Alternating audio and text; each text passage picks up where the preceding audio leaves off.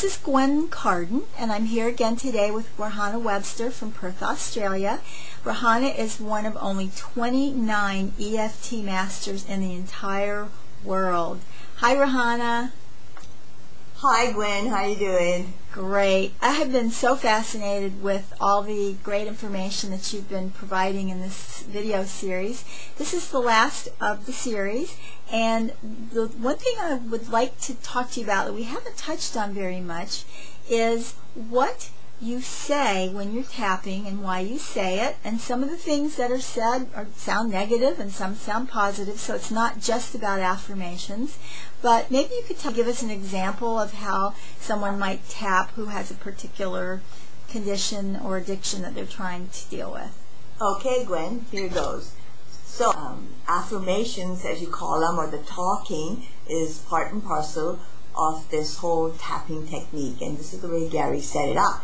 However, just before we start, I want to tell you that affirmation, or the tapping, is done to get the person who's doing the tapping into the thought field. If you were to just tap away without saying anything necessarily, or even thinking about anything necessarily, the tapping routine is a relaxation technique by itself.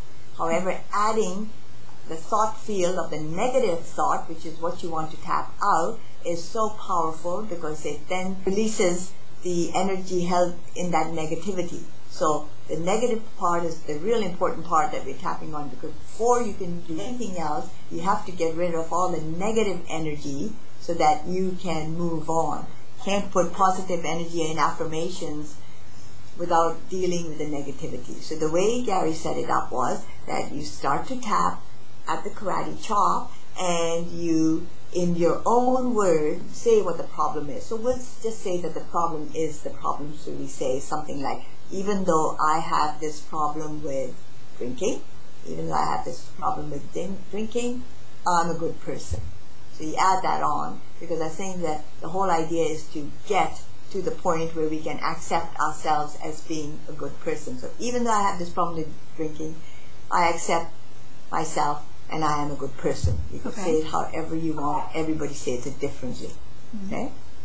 So you set that up, and then you tap on all the points about your negative stuff, not the positive stuff. You can leave that out. You just talk about, I have this drinking problem. I like to have a drink when I'm feeling anxious.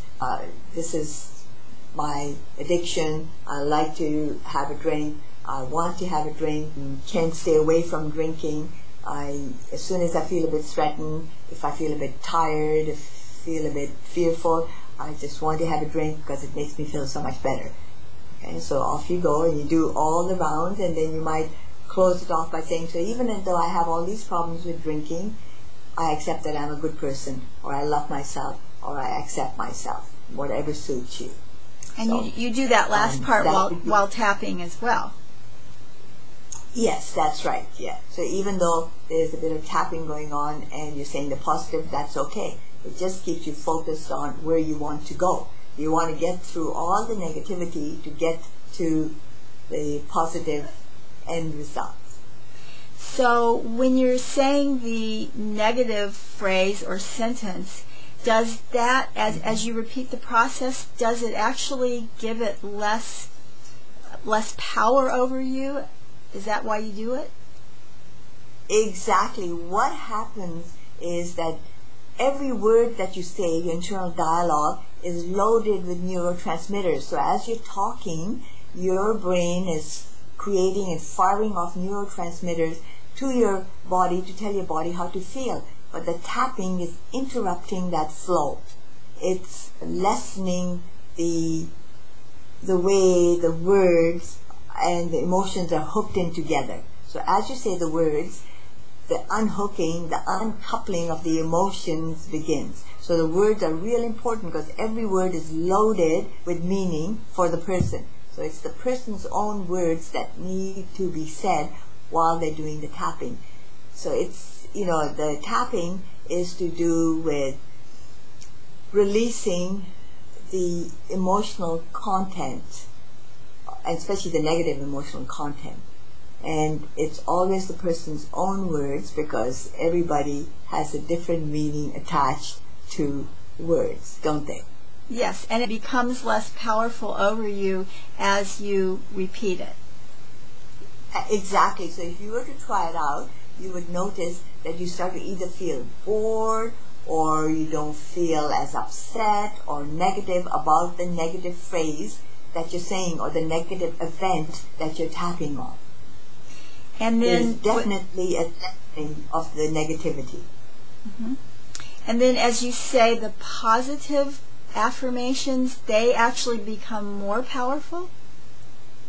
Yes, and you only say that once. You don't have to keep repeating the positive because we all want to go from the problem to the solution, and the solution is the positive. So we know where we want to go. It's just trying to get rid of the problem state.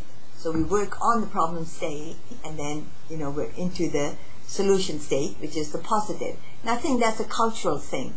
This is for me, this is the first time that I've worked with a technique or a therapy where you're working primarily on the negative.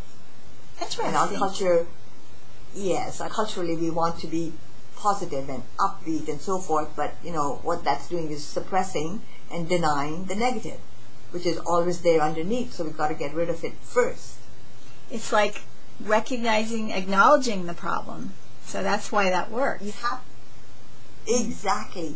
You have to work with the problem so that it can be dissipated. Very good. Well, Rehana, thank you so much. This has been a fascinating series of interviews, and I know you've had to get up and go to bed at some very odd hours in order to make this happen. We certainly do appreciate that. And those of you who have enjoyed this, we would ask you to press the like button on the bottom left of your screen and continue coming back to our website. We're going to be updating information, news. We're going to have lots of good and interesting things all the time on the website. So we look forward to seeing you. And thank you again so much, Rehana. I know people really, really learned a lot from you from this series, and we do appreciate your time. Thank you so much for your time as well, Gwen.